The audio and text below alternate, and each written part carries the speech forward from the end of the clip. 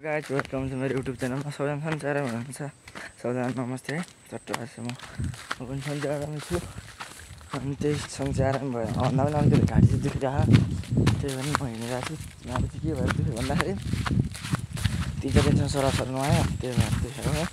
तर आज गोर्खाङ चाहिँ जरेसँग चट्टा लगाएर फुल्ली पछाडि जरासला छ। सुच खडा बाइकमा गएको क्या जस्तो लाग्यो। हल्ला हल्ला हल्ला चट्टो अब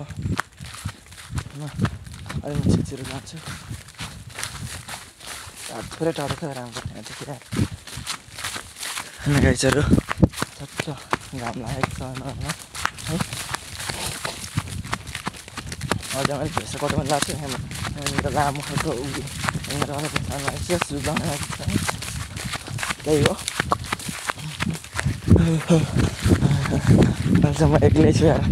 घर गइसकेपछि नि म के ढिलो भयो भने चिया खाएर दबाई खाएर ढिलो भएको नि त। म चिया खाएँ दबाई खाएर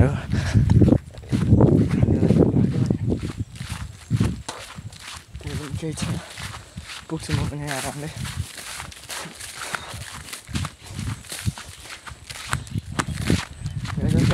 तपाईँहरूतिर कस्तो दसैँ लाग्यो? हामी त बवाल लागेको छ दसैँ। घर सब कमाइ समय हान्ने पनि क्लियरली कट भइसक्यो माटो दाजु।